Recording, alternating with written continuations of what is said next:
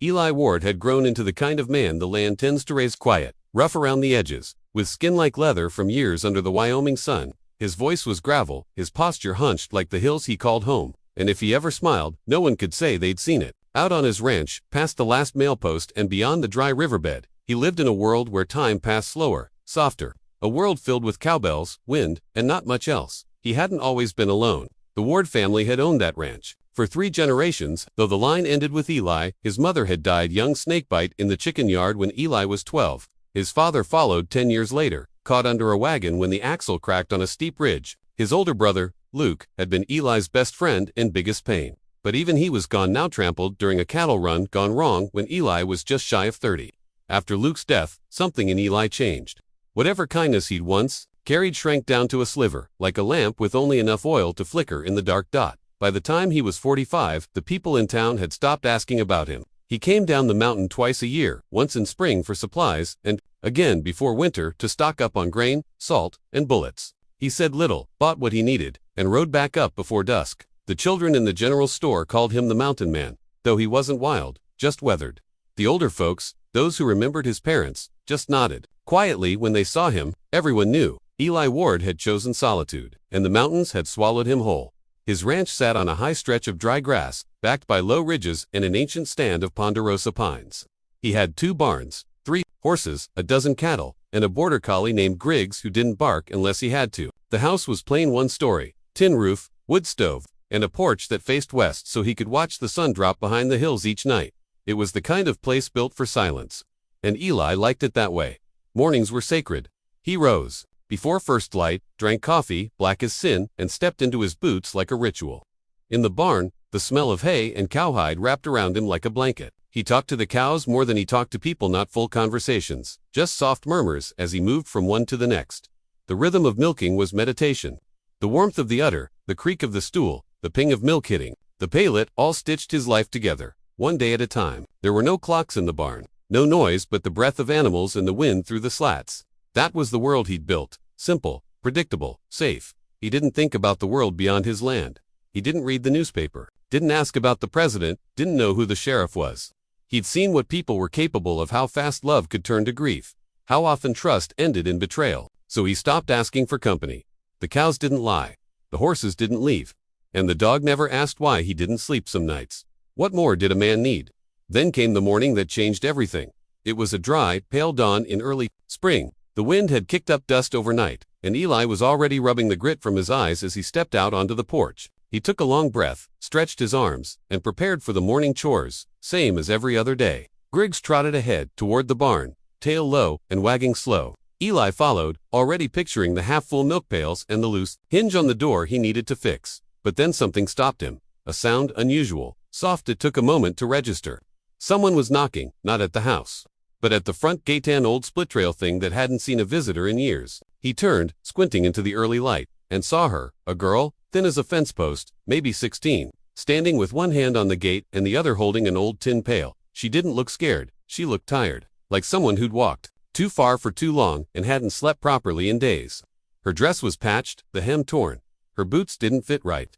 A ribbon of hair had come loose from a braid and stuck to her cheek with dust and sweat. But her eyes, brown and steady, met his without flinching. Eli didn't move. She raised the pail slightly. Then her voice, "I can help," she said, clear and calm. "I know how to milk." That was it. No begging, no crying, no story.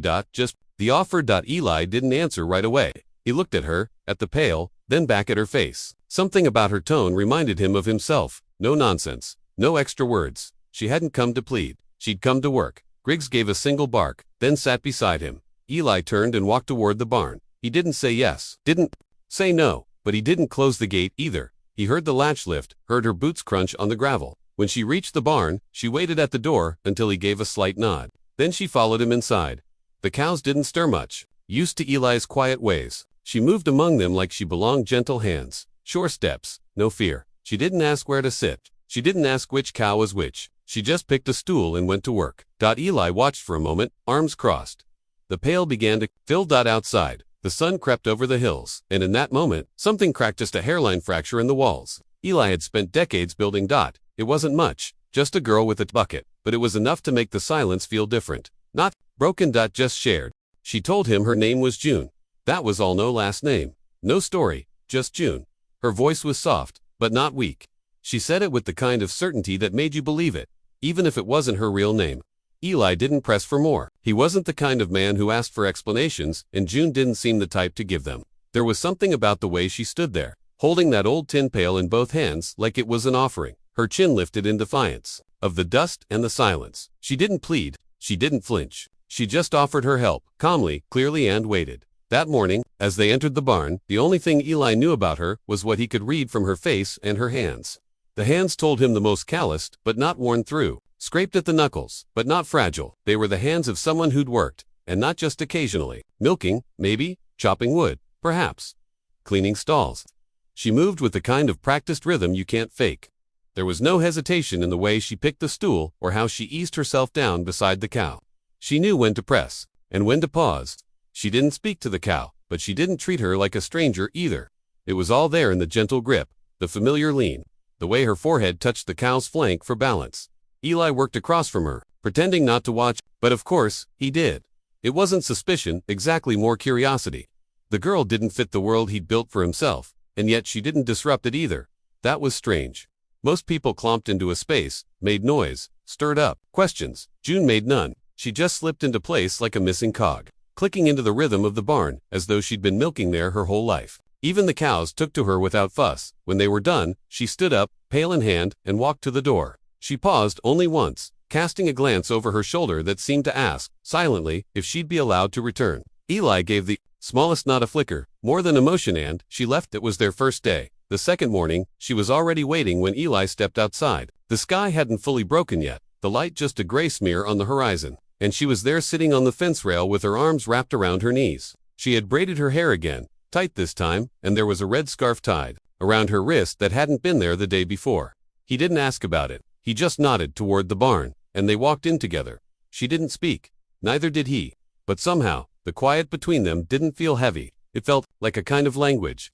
In the world Eli came from, words had always been dangerous things. They could invite too much, revealed too much. And for people like him, and now, it seemed, people like her, silence was safer, cleaner. You could survive in silence. By the third day, Eli found himself setting out a plate on the porch. He didn't leave it where she could see it from the gate, but he made sure it was there before he went to the barn. A square of cornbread, a hard-boiled egg, a slice of smoked meat, and a tin cup filled with cool water from the well. He didn't say it was for her. He didn't even look to see if she took it, but every time he came back from the barn, the plate was empty and the cup was dry. Still, she said nothing. She simply kept coming. By the end of the first week, her pattern was locked. Arrive before dawn, milk in perfect silence, return the stool to its corner, nod once, and leave. Occasionally, she'd brush hay from the stall, or lead the horses out into the light, if Eli was busy with the fencing. She never lingered, she never wandered, she never maundered, she never made herself bigger than the space she occupied. But her presence grew gradually, steadily, like a lantern in the dark corner of a barn. Not sudden, just inevitable. Eli noticed the small things first. The way she touched the animals like old friends. The way she turned her face slightly into the wind whenever a bird called, as though trying to remember its name. She didn't smile often, but when she did, it was never at him, it was always at the animals. The horse with the crooked leg. The calico barn cat who meowed like a chicken. The goat who thought it was a dog. To them, she gave her softness. To Eli, she gave her work. He found himself watching for her. He found himself thinking, strangely, about what she might be running. From Dot there were signs, bruises that didn't come from barn chores. Thinness that didn't seem to be a choice. The way her shoulders tensed when the wind slammed a door or when a dog barked too sharply. Sometimes, when she thought she was alone, she'd stop in the middle of a chore and stare at the horizon like it owed her an answer. Eli recognized that look. He'd worn it himself after Luke died, the look of someone who wanted to believe the world could still make sense, even if it hadn't in a long time. But she never told him anything, and he never asked. They worked like two shadows in the same sun. Side by side, not touching, but not apart either. Over time, she grew bolder. Not in speech, she still didn't talk, but in presence. She would tighten a rope without being asked. She once mended the edge of the hay net with strings she pulled from her hem. Eli came into the barn one morning and found the chicken coop door newly fixed, even though he hadn't touched it in years. These were things she didn't brag about. She just did them, like she'd always belonged there. And the silence between them changed, not louder, just warmer. It was on the 12th morning. Eli remembered it because a storm had passed the night before, and the air was heavy with wet earth. That something shifted, June was already in the barn, early even for her, and he found her cleaning the hooves of the old gelding, murmuring under her breath a song that might have been a lullaby. She stopped when she saw him, not embarrassed, just watchful. He nodded once in approval and handed her a biscuit from his coat pocket. She took it wordlessly, but this time, she smiled at him. It was the first time her smile reached her eyes. Eli wasn't sure what it meant, but he carried that image with him all day away. Her face softened, the way the dust of the barn light caught in her hair like gold threads. It had been a long time since someone had smiled at him like that. A long time since he felt like someone trusted him enough to be soft. He didn't know what the future held. He didn't know where she came from, or whether someone might come looking. But in that moment, under that roof, with the cows breathing steady and the pail half full, Eli realized something he hadn't admitted in years. He didn't mind the company. June's presence had become as regular as the sunrise. Day after day, without fail, she appeared at Eli's gate just before first light, her boots silent against the earth, her scarf tied tight around her wrist like it held more than fabric, like it held some tether to a world she'd left behind. And while she still spoke no more than a few soft replies, "No thank you," Wheela began to realize that she was speaking in other ways. In the way she swept the barn out a second time after he'd already done it. In the way she moved to grab the heavier pails without being told. In the way she noticed the mule's limp before he did. She was watching, always watching, and remembering. It was her eyes that told him the most. They didn't sparkle with youth, like a girl her age ought to. Instead, they held the weary steadiness of someone who had seen too much, too soon. Some mornings, when Eli caught her staring off toward the open plain, her face would harden in a way that made her look older than she was. Then, just as quickly, the walls would return. She would blink once, square her shoulders, and get back to the task at hand. One morning, a month after she had first arrived, the silence between them broke, but not in the way Eli expected. It was a Sunday, and Eli, who had not attended church in over a decade, had taken to using the Lord's Day for maintenance. The fence on the northern edge of the property had been bowing from a storm weeks before, and with the cattle grazing closer to that stretch, it was now a priority. He'd hitched the tools to his saddle, packed a water canteen, and was mounting the horse when he saw her coming from the barn. "Fence line?" she asked. It was the first time she had spoken unprompted, and Eli nearly missed it, distracted by the fact that her voice was a little rougher than he'd imagined, like someone who had spent too long swallowing words before speaking them. He nodded. "Northern Ridge." She didn't ask permission to come. She simply grabbed a length of rope from the hook on the post, slung it over her shoulder, and started walking. Eli didn't stop her. They worked side by side for hours, beneath the sun. It was hotter than usual, and the dry wind kicked dust across their boots as they dug holes, hammered braces, and reset posts. Eli thought about offering her water, but each time he paused to drink. She had already moved to the next task, as if pausing might invite memories she didn't want. It wasn't until the sun began to lower, stretching their shadows long across the dirt, that June finally sat down, resting her head against a post. "I used to mend fences," she said suddenly. Eli paused in mid-swing, the hammer in his hand, hung in the air for a moment before he lowered it slowly. "My brothers would tear him down," she continued, staring into the horizon. "For fun. Mostly, they thought if we left the goats to wander, we'd have fewer to clean up after. But they'd always come back covered in cockleburs and thorns. And Ma would holler." She laughed, then a soft, broken sound. Anne shook her head like the memory had wandered in without warning. Eli didn't say anything. He just sat down across from her, resting the hammer on his knee. She didn't offer more. The moment passed, and her silence returned like a familiar coat. But that day, something shifted. It wasn't just that she had spoken, it was how she had spoken. Like a leak in a dam, unintentional but inevitable. That night, Eli found himself pacing the porch long after dark. The stars overhead burned clear and close, and the coyotes howled in the distance. He kept glancing toward the barn, wondering if she was still awake, wondering if she might speak again. Something inside him had begun to shift, though he didn't know what to call it. Not affection, not yet, but not indifference either. Something in between, an unfamiliar tug just beneath the ribs. The next morning, she didn't show up. At first, Eli assumed she was late. He started milking without her. The silence of the barn, somehow colder than usual. By the time the sun was halfway over the horizon, he had finished and still hadn't seen her. He checked the woodshed near the haystack, her usual sleeping place, but it was empty. He called out once, just to the wind. Nothing. By noon, he was scouring the range. The prairie stretched endlessly, golden and harsh. He rode the southern edge first, then doubled back toward the canyon trail. He found nothing, no footprints, no scarf, no broken branches. By the time the sun began to fall again, Eli's worry had turned to something like fear. It was a strange thing to feel again, fear for someone else. He hadn't felt that since Luke had fallen ill, since the long days of watching fever eat a man from the inside. June had entered his life like a breeze, and now, in her absence, it felt as if the entire air had thickened at dusk. Just as he was returning to the barn, he saw her. She was sitting in the hayloft, legs drawn up, head resting on her knees. The scarf was gone. Her hands were clenched at her sides, fingernails dug into her palms. Eli didn't speak. He simply climbed the ladder and sat beside her. She didn't look at him. "I thought I saw him," she whispered. Eli waited. A man from before. Same coat, same walk. Her voice broke. "I ran." Eli didn't ask who he was. He didn't need to. The bruises, the silence, the way she flinched at certain sounds, it had all painted a picture long ago. "I thought if I kept moving, he couldn't find me," she continued. "But now, I keep looking for him in every shadow." Still, Eli said nothing. But slowly, he reached into his pocket, pulled out the small tin of salve he kept for blisters and horse sores, and set it beside her. "For your hands," he said. That night, for the first time, she didn't return to the toolshed. She slept in the barn itself, curled up in the hay beside the goats, as though needing the closeness of breathing creatures to stay grounded. Eli didn't question it. He just made sure there was a second blanket folded by the door come morning. The next day, they worked as usual. No mention was made of her disappearance or of the man in the coat, but something between them had changed. The wall that had kept their silences comfortable now had a small window, and through that window, something warmer began to move up. Quiet, tentative trust. For the first time in years, Eli began to hope. He hoped she would stay.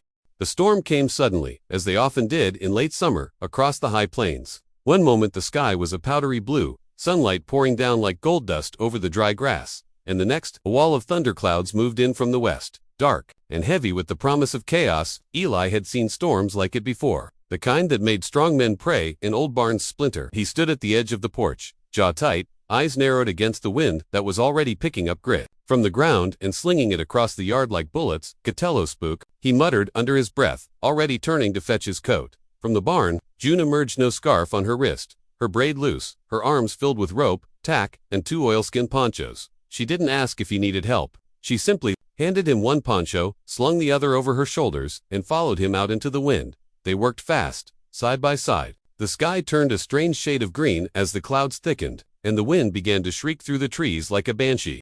The cattle in the north pasture were already skittish, eyes wide, muscles twitching under their hides. June moved among them with the same strange calm she always carried, whispering, touching their flanks, guiding them toward the lower pasture and its protective rise of land. Eli moved the other herd from the east pen, his eyes flicking back now and then, not to the clouds, but to the girl. She moved like a ghost in the stormlight, small but unyielding, her boots sinking into the mud as the first wave of rain lashed the ground. By the time they had the animals secured, the wind was howling so loud they had to shout just to hear each other. "Barn!" Eli yelled, motioning with a tilt of his head. June didn't hesitate. The rain hit in sheets, blinding and bitter, soaking them to the bone in moments. They slammed the barn doors shut behind them, just as the first bolt of lightning cracked across the sky, splitting it open with sound and fury. The thunder that followed shook the rafters, and for a brief, terrifying second, the lantern hanging from the center beam swung wildly, throwing shadows across the walls like monsters. Inside, the animals were restless, stamping, snorting, lowing in anxiety, but June moved among them like water, soft and steady, stroking their necks, speaking in that low voice Eli had only begun to hear in recent days. He watched her, chest heaving from exertion and rain, and felt something settle inside him, a strange sense that, for once, he wasn't alone in braving the storm. They stayed in the barn for hours. The rain never let up, only changed tempo, furious drumming to slow weeping and back again. The wind rattled the walls. At one point, Eli climbed the ladder to the loft and checked for leaks. When he came back down, June had lit a second lantern and was sitting near the old mule, wrapping one of its legs in cloths. She twisted it on the rocks. She explained quietly, her voice barely above the sound of the rain. "I saw it earlier." Eli nodded. "You got a good eye." She didn't reply, but he saw the corner of her mouth twitch upward for a moment, just a hint of acknowledgement. As evening fell, the storm still hadn't passed. The wind moaned across the roof like some mourning creature, and the ground outside had turned to muck. Eli fetched 2 old wool blankets from the saddle room and laid one over June's shoulders without comment. She didn't resist. They sat, side by side, on the hay, not touching, just breathing in the silence. Then she spoke. "He used to lock me in a barn like this." Her voice wasn't shaken. It wasn't bitter. It was detached. Like someone reading a memory off a piece of paper. Eli didn't look at her. He stared straight ahead, at the lantern glow flickering over the wood. He'd say it was because I wondered that I needed to learn boundaries. But really, it was when he drank too much. When he didn't want me to hear the things he said. Or when he did. The rain tapped steadily on the roof above. Somewhere in the rafters, a bird flapped its wings strapped, maybe, or hiding. I didn't mind the dark so much, she said. It was the silence that got me. The knowing he was on the other side of the wall, laughing, drinking, like I wasn't. Real jest, ... a noise he didn't want to hear. Eli still didn't speak, he didn't know how. Words felt too small in the face of what she was sharing. So he simply listened. I used to hum, just to prove to myself I was still there, she said, and sometimes, I'd press my ear to the boards and imagine there was someone listening. Someone good. She turned then, and for the first time that day, looked at him directly. Were you ever locked in, Mr. Eli?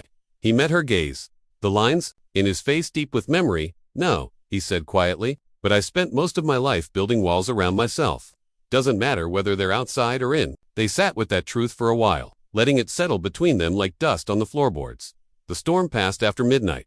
The rain slowed to a drizzle, and the wind finally died down, leaving only the occasional rumble of thunder far off in the hills. Eli rose first, checking on the animals, running his hand along the beams to make sure nothing had cracked or warped. June moved behind him like a shadow, her hands smoothing bedding, refilling the water troughs, brushing the dampness from the horses' backs.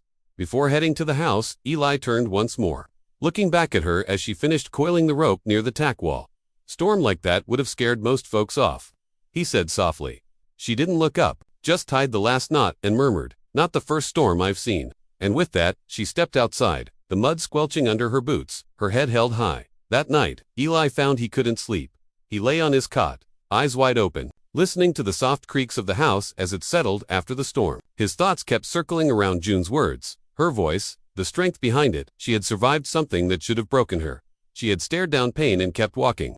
And now, for reasons she hadn't said, she had chosen his land, his barn, his silence. He didn't know what to make of it, but he knew this much. If she stayed, if she wanted to stay, he'd make sure no one locked her in again. Not now, not ever. By the time autumn rolled in, the prairie had changed.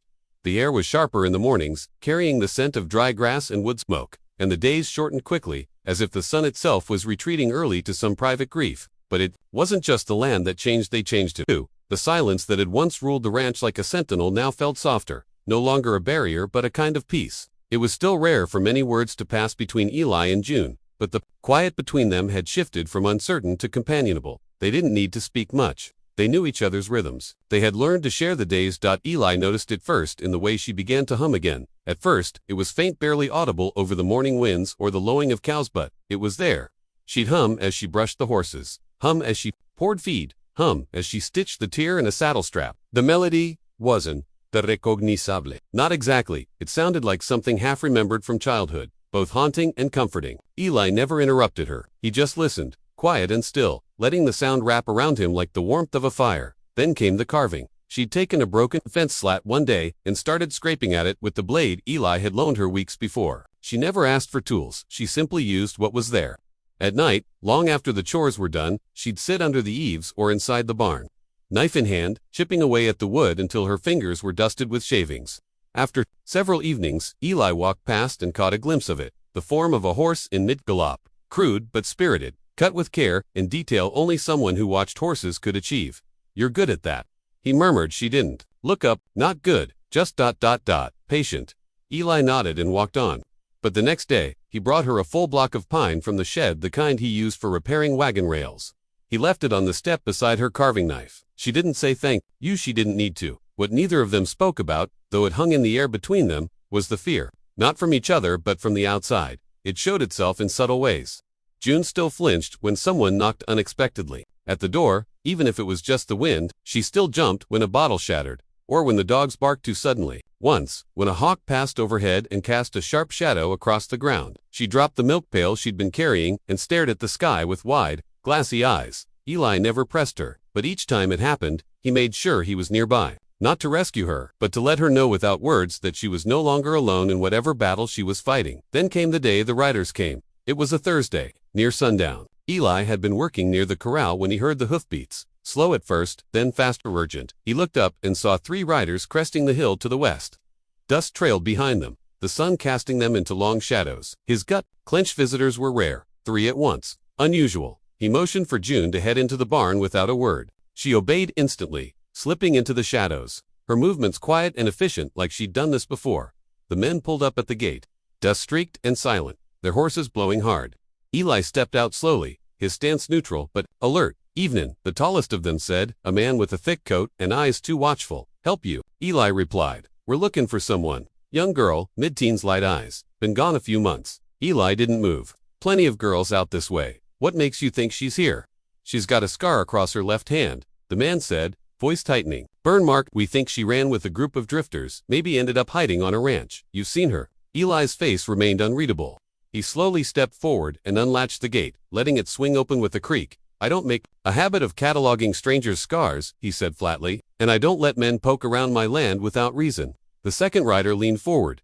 "She's nothin' but a runaway. Belongs to a man down south, wants her back. Says she stole from him. Then he should go to the sheriff," Eli said, his voice calm but cold. "Not send riders to sniff through someone else's fields." There was a long silence.